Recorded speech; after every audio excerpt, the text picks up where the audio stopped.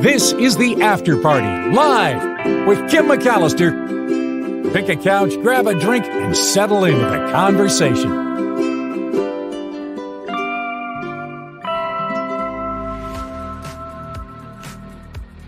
Hey everybody, it is the After Party live on what is usually a Travel Tuesday, but I'm suspending our trip today and just kind of giving us some stories to take our mind off this whole election. I was thinking as I was preparing the show last night, should I do a political show?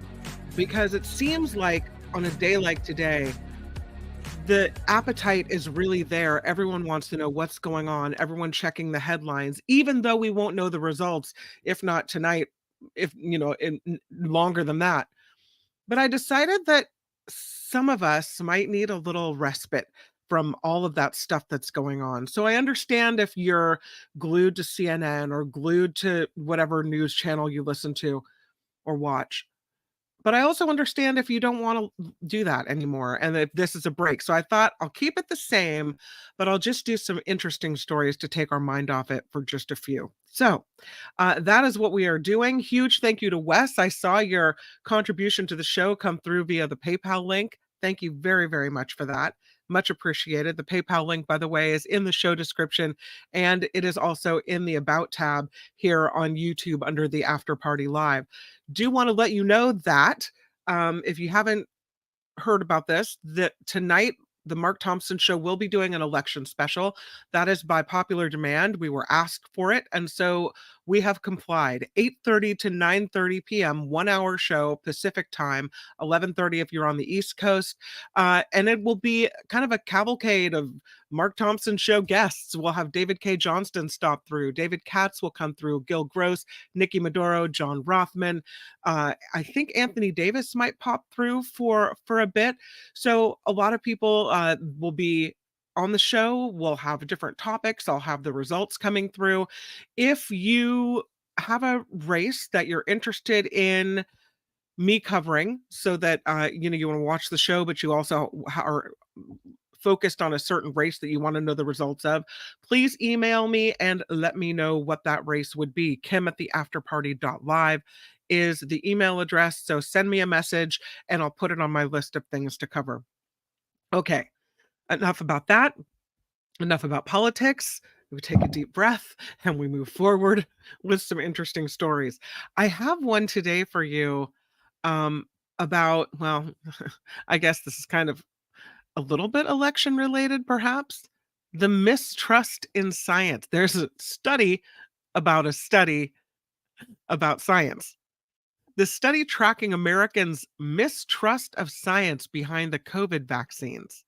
And this research indicates that there's an ongoing stubborn mistrust in science among the American public, especially when it comes to COVID vaccines, which is fascinating to me because we saw the numbers of people die, and then it was the COVID vaccine that allowed us to know that we might get sick, but that the likelihood that we would die from COVID was nearly erased.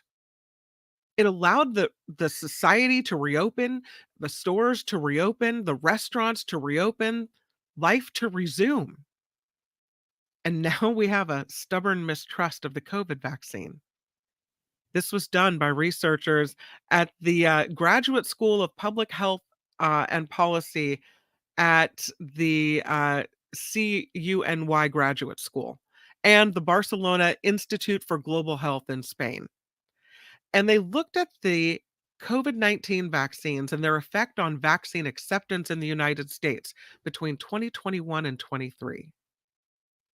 They say this research provides insight for the folks that make policy and for the people that communicate health messages to us all as they try to navigate vaccine hesitancy.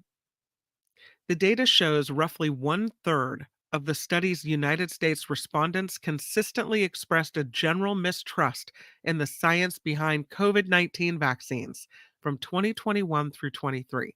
1/3 of Americans. In 2021, 36% of people mistrusted vaccines. Went down a year later to a little more than 32%.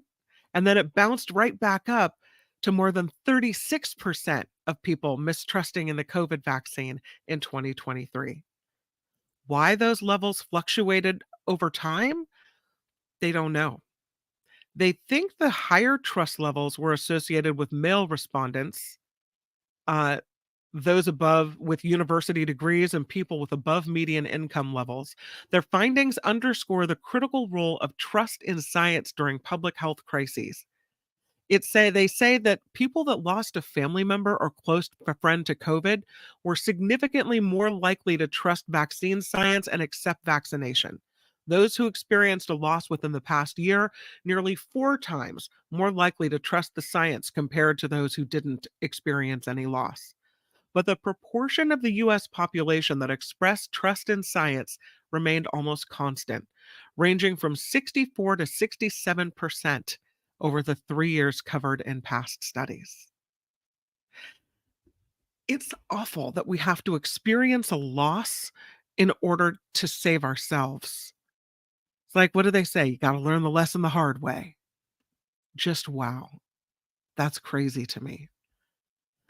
To celebrities now. I don't know if you saw this. Uh, there was a video just last week of singer Olivia Rodrigo. She was on stage and she was pointing at the crowd like, you make this sound over here and you make this, cheers over here. And she was backing up and fell through a trapdoor on the stage. Now this week we have another one, and I have video of this. This is from Coldplay, and it's Chris Martin, and he's so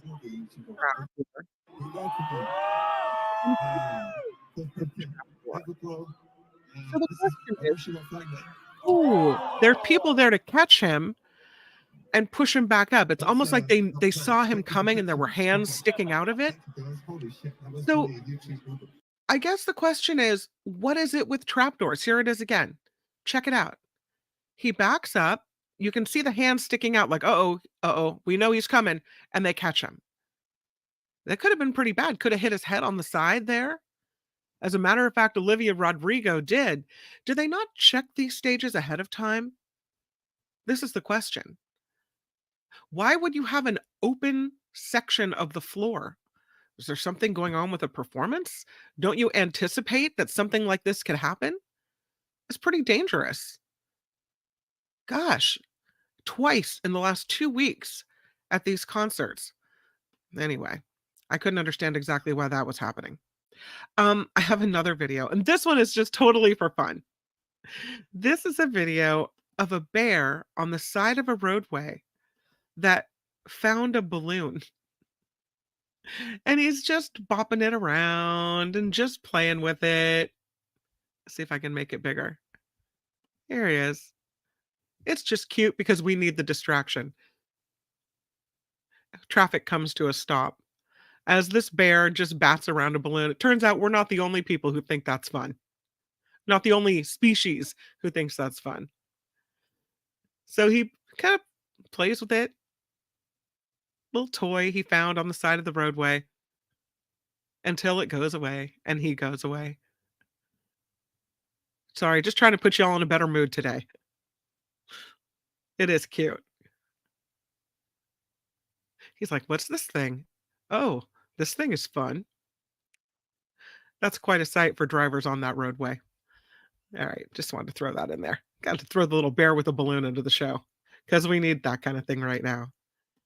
If you have back pain, it is recommended that you check out virtual yoga. There's a study that says this can be a successful, accessible way to manage chronic low back pain, which is something a lot of people have. It can have a major consequence about going through your day with pain and how you live. This particular study was published last Friday in the journal JAMA Network Open. They said that chronic low back pain can lead to physical and emotional suffering, that your healthcare costs can rise, you have not as much productivity. Um, they first recommended trying non medical interventions like yoga. But they say obstacles exist to practicing this mind and body technique. They say to the researchers that if you have chronic low back pain and your doctor feels that it's not urgent that you have surgery, then yoga classes like these could be safe and effective for you. The two groups of study participants, one group did yoga. They had more significant reductions in pain intensity than those who waited to try some type of intervention. Pain dropped by 42% in the first group compared to 2% in the other group. The ability to do daily activities like going up the stairs, carrying your groceries, improved 51% in the yoga group compared to 11% in the control group. They say that surgeries could pose side effects. Maybe they won't work as well as hoped. But this low cost virtual option of virtual yoga can empower people in managing chronic low back pain. The there's a chair of the Department of Wellness and Preventative Medicine at the Cleveland Clinic in Ohio, really getting behind this. As a family physician, he says he studied yoga's benefits for controlling chronic low back pain since 2007. And Dr. Sapper is his name. And he says about 80 to 90% of us will experience at least one episode of this type of pain. 20% of us may suffer from ongoing recurrent aches. So he took these 140 people, divided them into these two groups, and did for half of them 12 consecutive weekly 60-minute virtual live streamed hatha yoga group classes. The other half waited to take the 12-week course. And that waitlist or yoga later group could pursue the virtual intervention after the study, but without assessments. And they say it really worked. It really worked. So if you suffer from back pain, why not take an online yoga class in the sanctity of your own living room? They have them online now. The recorded ones, you can probably find them on YouTube, right? I mean, worth a shot, worth a try, I think. I've known people with chronic pain that can barely move around. Maybe a little stretching on the floor could help things. I don't know, but it seems worth a shot to me. There will be some people that say, I just can't. You do the physical, can't, get down there. I got on the floor, I'd never get back up. I think there are ways to do chair yoga. There are ways to move your body and stretch your body that you could find that would work for you. I hope. That's my hope. This story about the debt that we carry. There's a story out of a study, I should say. The study lists cities that carry the most debt and the cities that carry the least debt. The average debt that one person owes equals more than half of the median American income. Isn't that nice? The people living in the 50 most populous US cities carry an average non mortgage debt of close to $38,000. This comes from a lending tree analysis. Now, they exclude home loans, but they do include car loans, student loans, credit cards, and personal loans in your debt. So everything but the mortgage, right? The median household income hovers around $75,000. So we owe 38,000 in non-mortgage debt and we're making 75,000. That's what they say. Auto loan amounts outpace student loan amounts, making that the largest non-mortgage debt in more than half of the metro cities analyzed, according to Lending Tree. They looked at anonymized credit reports of about 210,000 users from April through the end of June. So here's what they say. The cities with the most non-mortgage debt: Austin, Texas, more than $45,000. San Antonio, Texas, 44,000. Houston, Texas, 44,000. Miami, Florida, more than 44,000. Atlanta, Georgia, 44,000. Dallas, Texas, 43,000. Orlando, Florida, 43,000. Washington, D.C., 42,000. Riverside, California, 41,000. And Tampa, Florida, with 41,000. So in Austin, Texas, number one city carrying the debt, they say the reason is that the per resident average of close to 46,000 carrying that debt, that car loans compromise a majority of people's debt in the city of Austin. Also, with the second and third most debt-ridden cities being in Texas, San Antonio and Houston, all the biggest cities in Texas require cars to get around. And so they say Texans love their trucks, and those are not cheap. And so that may be why Texas tops the list. Conversely, here's the cities with people carrying the least debt. San Jose, California, average non-mortgage debt more than 26,000. Louisville, Kentucky, 31,000. Milwaukee, 31,000. San Francisco, 32,000. Seattle, 32. Providence, Rhode Island, 34,000. Kansas City, Missouri, 34,000. Detroit, 34,000. New York, 34,000. And Salt Lake City, Utah at 34,000 as well. The folks in San Jose owe an average of 26,700 in non-mortgage debt and have the lowest average student loan debt at under $5,000. Residents in San Francisco also carry lower average debt, making the Bay Area city 47th out of 50. So that's pretty good. Maybe because I'm perplexed on this because the cost of living is more here, but perhaps because we make more, we owe less. I don't know. I don't know. I thought that was interesting. Here's a wacky story. This will take your mind off the election. Look at that giant rooster building. It's massive. As a matter of fact, it just won the new Guinness World Record for the world's largest chicken-shaped building. This is a hotel in the Philippines. This chicken is 114 feet 7 inches tall. It's Campuestahan Highland Resort in Negros Occidental, Philippines. They have this new rooster-shaped building. In the rooster are 15 air-conditioned hotel rooms. These hotel folks say they wanted their new building to be an attention grabber. Ricardo Cano Guapotan said he wanted this building to be special. He said, I had a vision to make something with a wow factor that can really leave a footprint of admiration for the public. He said the building's rooster shape is a tribute to the local culture in the Philippines. Negros Occidental has a game fowl industry that employs millions of people in the Philippines. If you look at a rooster, it looks calm, it looks commanding, he said, it looks imposing and strong. And he said that reflects the attitude of our people. So you can go stay in this giant rooster, 15 air-conditioned hotel rooms.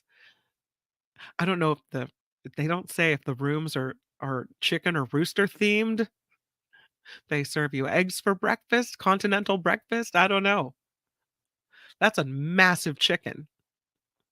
You imagine when they were sitting at the conference table talking about how the hotel was going to be, and he put this picture out, gave her the blueprints, and said, "All right, we're doing a chicken." For what? We're doing a really big chicken. 115 feet almost. Big ass chicken. Okay. It sure stands out. He was right about that. It is a wow factor. I'll give him that. You want to go stay in the chicken? I don't know. It is an accurate chicken. I mean, they got the coloring right. At least they didn't make it purple or anything.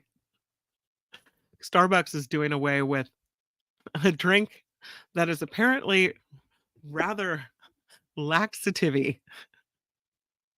These drinks were made with, they called them the Oato line, and they're made with olive oil infused, they were olive oil infused beverages. They started serving these as part of a larger effort to streamline their menu. They introduced these drinks made with Partana brand extra virgin olive oil from Italy. And they started doing this in 2023. They expanded to US stores in January of this year. The idea came from now former Starbucks CEO Howard Schultz. He had this big love of Mediterranean customs and cuisine. Some people really liked the Oleato drinks. Some people, not so much. They said, this one makes you run for the potty. There were some reviews on social media that said it really caused bowel issues. That drinking olive oil in the coffee, not so good for the digestive health. Caffeine is a stimulant for your bowels and oil a relaxant. So, yeah, wonderful idea by Starbucks from one person.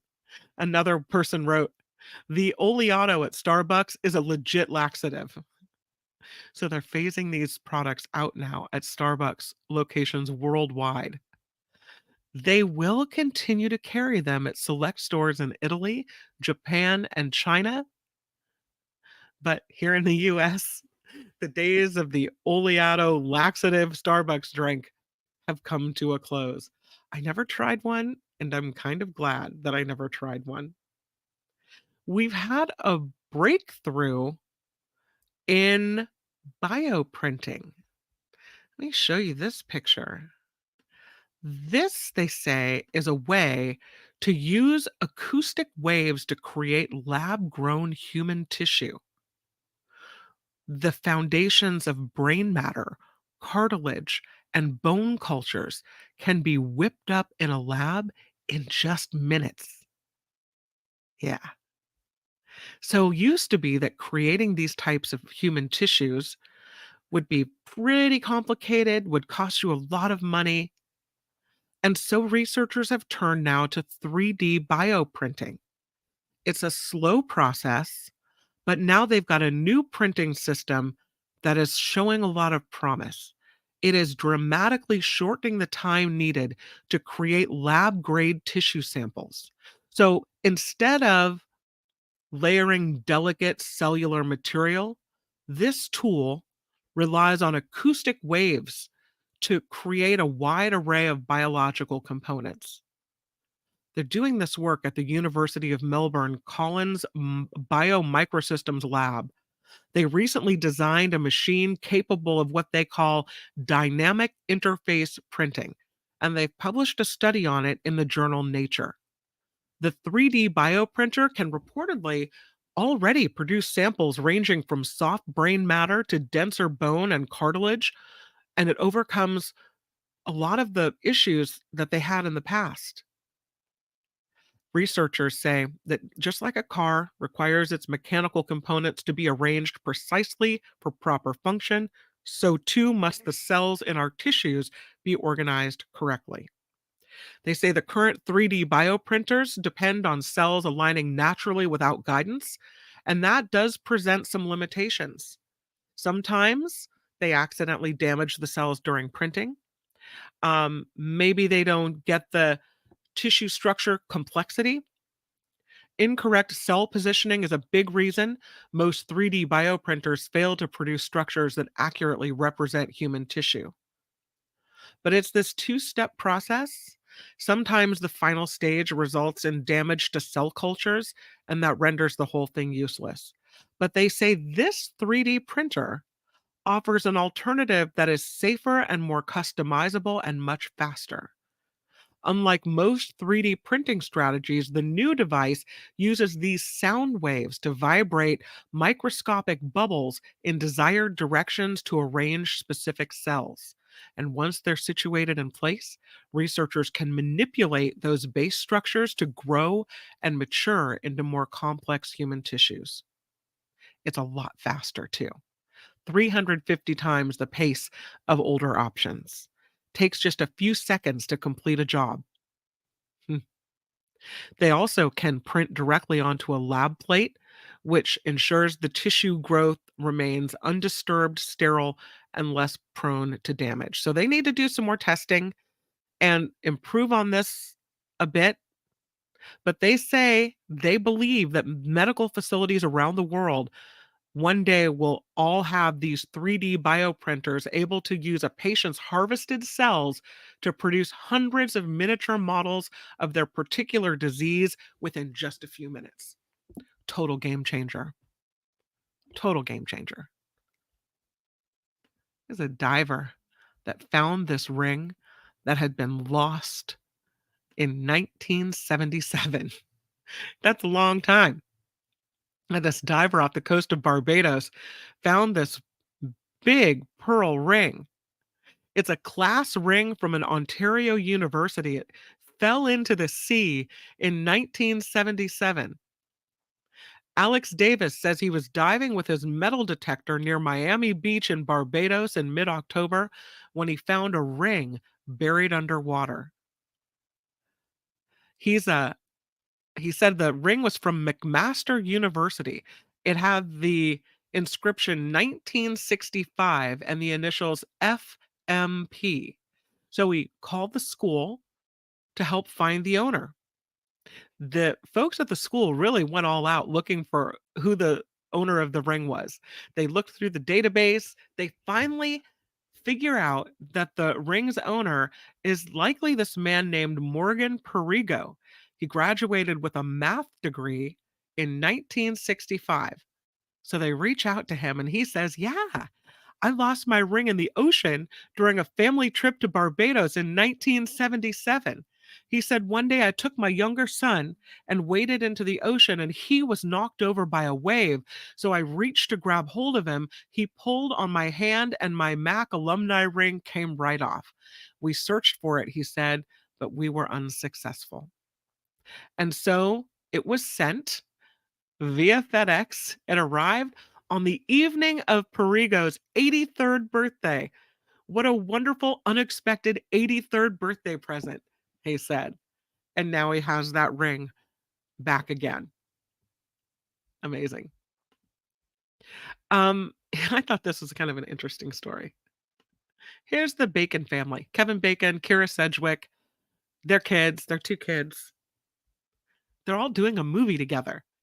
The whole family. A horror movie. This is a horror movie that is, I don't know if it has a name yet. The kids are Travis and Sosie, and they're going to do this movie. Kevin Bacon and Kira Sedgwick will co-direct the film. It's a horror comedy about a family of filmmakers who discover a dead body on their set. Kevin Bacon was just in that horror movie Smile. Uh, Sosie Bacon rather was in Smile. So she's already on film, but she was in Smile. Kevin Bacon got his start in the original Friday the 13th. He was also in the monster movie Tremors and horror movies Flatliners, Stir of Echoes, Hollow Man, The Darkness, You Should Have Left, They, Them, and Maxine. And Travis Bacon has been a composer, except for acting in his parents' film Loverboy and co-writing a short called Keep Coming Back. So they're all very artsy people. And now it's a family affair with the directing and the starring in this horror movie. I don't see that it has a name yet. There's a company called Neon. They're representing the film for foreign sales. And I don't think it's made yet. But I thought that was kind of interesting that they're doing this. I mean, why not? Everyone in their family is creative, right? They have a lot of experience between them. Might as well. Might as well. There is a rare misprinted dime. It was minted in 1979 and it sold for this crazy amount. I have a picture to show you of this dime, and you can see why it was a misprint and what exactly is wrong with it. Here it is. Check this out. Now, you know that mistakes become collectibles, right? You can see there it is. See the red circle? It's missing that little inscription there. This rare misprinted dime minted in 1975, just sold for $506,250 for a dime. Yeah, it's missing his mint mark. It's supposed to have an S right there, and they forgot it. That's nearly 30 times the amount this dime sold for 46 years ago. No S proof dime is what it's called. It was purchased by an Ohio collector and his mother for $18,200 in 1978. The family kept it for about 50 years, and the family decided to have the dime auctioned off now. It was given a Proof 67 grade by the Professional Coin Grading Service, so I guess that's pretty high. They said they got interest in this rarity from all over the world. There were collectors from Germany, Japan, and the UK, the United States. More than 400 unique bidders were tracking this auction. This dime, notable for its missing S mint mark, which would signify that it was minted in San Francisco. It's only one of two examples still known to exist. They call it the Grail of modern coins, one that is missing from the Smithsonian, the ANS, and the ANA institutional collections. And after spirited bidding, it was ultimately won by a longtime client who appreciates rarities that infrequently appear on the market. His goal is for his family to own it for the next 46 years, similar to the seller's family who consigned it to great collections. And so this dime, simply because it's missing the S to say that it was made in San Francisco, sells for $506,250,000. I guess it wasn't a bad investment for the folks that bought it in 1978 for more than 18,000, right? Isn't that wild?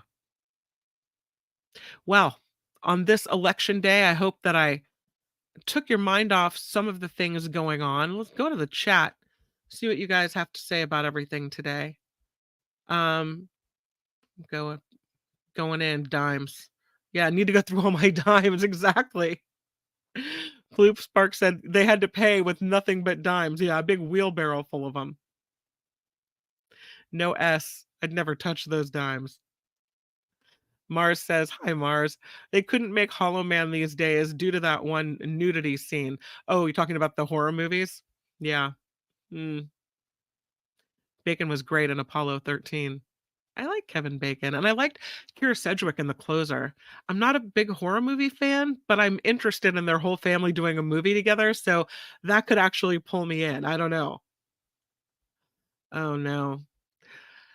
Gordon, regarding the COVID and science mistrust, says I got a COVID shot as soon as it came out. I was at work, made an appointment at a football stadium, done.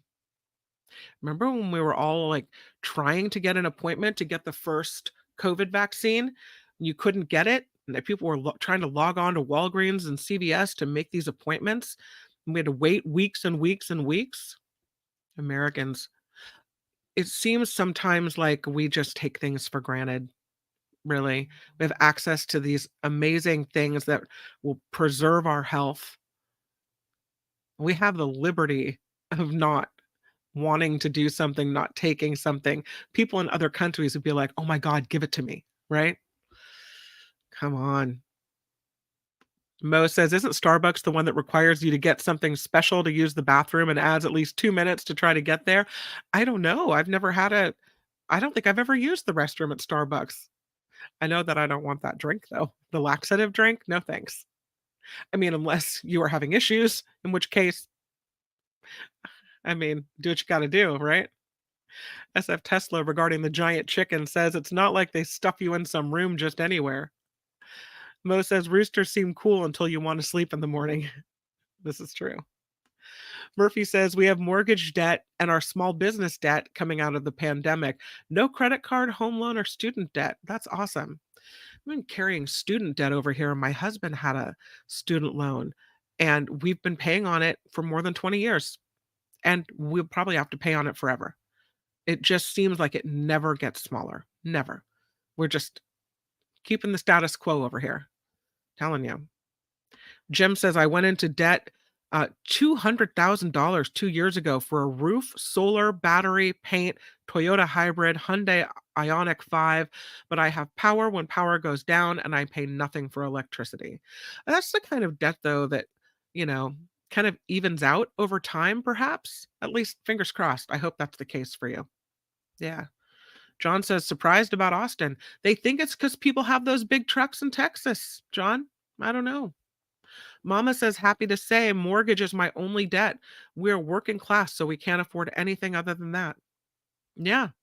I mean, that's why I'm here, right? That's why I'm scrambling on YouTube to kind of make sure that we here with a lot of kids' activities and things, that we are bringing in the money that we need and we don't have to credit card it, because there were two layoffs that I went through at KGO Radio. One of them, I don't know if you remember this, when they shut down the newsroom and they went only to talk radio. And when they closed down the newsroom, I was laid off, and they still did news updates, so they needed local news. They hired me right back. Okay. So then I go back to KGO and I work there for a couple more years until the whole place explodes and then we're all laid off, right? But the first layoff, we started using credit cards to survive because unemployment wasn't enough. And that was a problem. So we had to spend some time paying that debt down. This time, I didn't want to make the same mistake. So that meant cutting back, right? And trying to figure out a different way to do things. So I hear you. It can be rough out there. You don't want to, the minute you start getting into debt and it starts becoming something you think about at night, ugh, no good. Let me say, Jim says not fair because an auto loan is $80,000 for Teslas. Oh, as far as measuring the debt? Yeah. Rhonda says we're soothing before the election results. I hope so. I hope so. All right. Anybody want to say anything election related? Kind of get that stress out before we end the show? If you have something that you want to share. Deidre says we've got 9 payments left on our Maui condo and no other loans. I want to be you. I want to be your family. We told our daughter that we would pay 100% of university if she stayed in California for college. That's awesome. Well, it makes sense because you don't want that out of state fee, right? That's amazing. Mars says last transmission I ever heard was Kim's segment. Ran on the track, turned on the radio, and KGO was gone after 10 minutes. Yeah. It was a sad day. It continues to be a sad day for radio. I was talking to my husband. I was talking about debt relaxing. I know it's not relaxing for you. I understand. Manifest Madam President, says Murphy Rowan. My husband's aunt, Auntie Phyllis, we call her. She lives in Pennsylvania. So her vote really counts, right? And she said to me, she says, had trouble getting around and not, can't do all the things that she would normally do in an election. So she's decided to manifest. And she's talking about, I'm so thankful for President Kamala Harris. We have a great president, Kamala Harris. She's talking like Kamala Harris has already been elected. And she said she's going around and saying this to people. And by doing that, she's manifesting the win. Now, I don't know if this is going to work, but I'm on board. So I'll manifest with her. But if that's what makes her feel better, that's great. For me, I was so disappointed in I think was it 2016 when Hillary Clinton lost to Donald Trump, that I felt like I was just slapped down, really depressed actually that night. I don't want to feel that way again. So I have written postcards to folks in Michigan and Wisconsin, and I don't know if that makes a lick of difference or if they look at it and go, more of this crap, and throw it away. I today have a shift to make phone calls to voters that have had something wrong with their ballot, their mail-in ballot, and they need to go vote in person, and they might not know it. So I'll be making phone calls from 4 to 6 p.m. Pacific. I'll be making phone calls on behalf of the Harris campaign to voters who something went awry with their ballot. So these are the things that I'm doing in addition to manifesting.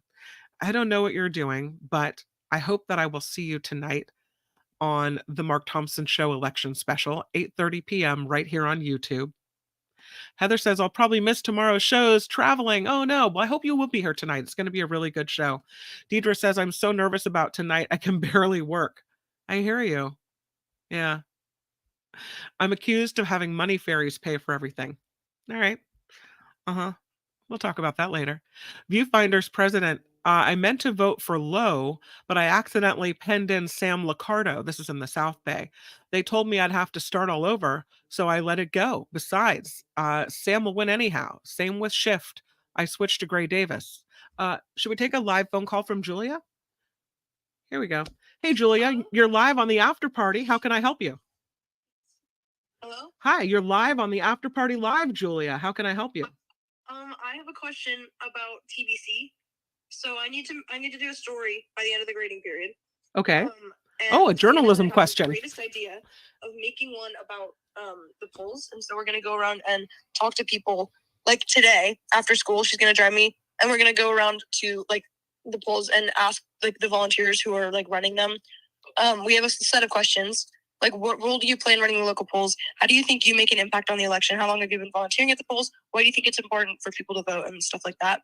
Okay. So would it be okay if I did that after school? That would be more than okay. One thing I would ask you is to make sure that it's okay, because there are a lot of laws around polling and going into polling on election day. You might need to interview people outside of the polling place. Yeah, we'd do that anyway. Okay, as long as you don't break any laws, you're good to go. And have fun. Thank you. Okay. Thank you. Bye. Love you. Bye. Love you too. Oh, that's fun, right? Look at, I have a little reporter going around and asking questions. I love that. Sorry to take a live call, but I thought it would be interesting. And it kind of was, right? Heather says the day after the 2016 election, everyone was crying when we got to the office. It was so weird and sad. And we were in a government building. I have a family member who works for the EPA, and he said they were really depressed, and they have a picture of the president in their office. It was a rough time. Yeah, I don't know. Teacher Lori says, good project. She's taking this broadcast journalism class at high school, and she's really, really liking it. So what inspired you to volunteer at a polling place? I don't know. Love of democracy, right? Yeah. Oh, great little reporter. That was a fun phone call. You never know how that's going to go. It could be, Mom, could you bring my bassoon or my saxophone to school? That was a good one. I liked it. Yeah. Don't break any laws and have fun should be a drop. That's totally true. Well, it's true, right? I mean, you have to be careful at polling places. Can't even wear a shirt or a hat that advertises the candidate for which you're voting. So you have to be really careful. Deidre said, I always told my kids they just had to run faster than their friends. That's pretty good. All right, you guys. Thank you for bearing with me on that. We live out loud here on the After Party Live. Please click subscribe if you haven't already. And please click the like button on your way out. Thank you for all the contributions to the show, be they financial, be they research or emails or what have you. And again, if there's a race that you want me to cover, please email it to me. It is kim@theafterparty.live, and I'll make sure that if I don't say it, I'll at least have it on the bottom of the screen for you during tonight's show. All right, have a great one. Calm. This is going to be okay. We don't know how it's going to go, but try to manifest good feelings. And I'll see you tonight, 8:30 p.m. Pacific, here on YouTube on The Mark Thompson Show. All right. That's it for the After Party Live for now, and make it a great day. The After Party Live would like to thank the following contributors and viewers like you.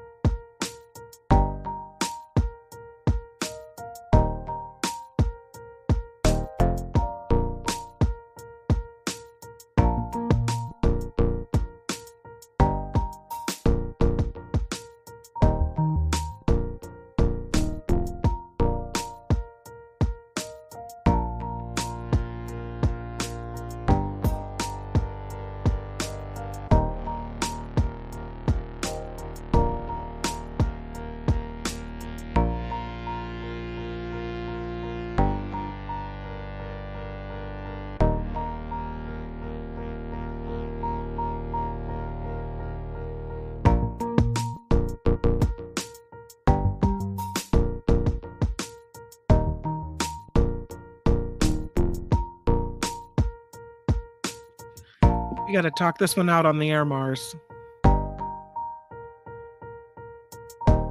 Also, thank you for the comment.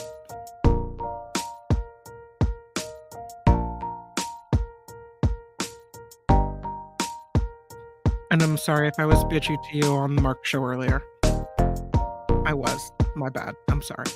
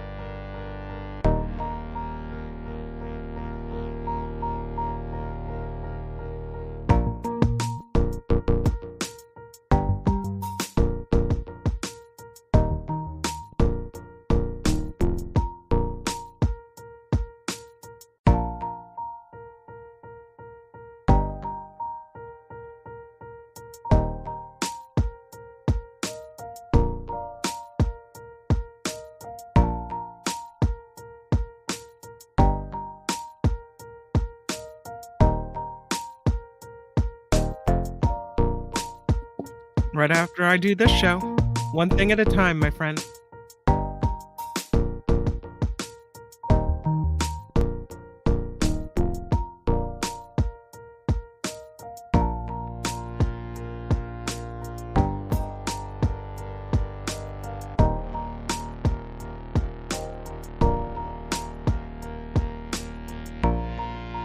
I saw a meme. It was a picture of a mountain with a Chinese proverb, allegedly, and it said, "When a sleeping woman wakes, she can move mountains."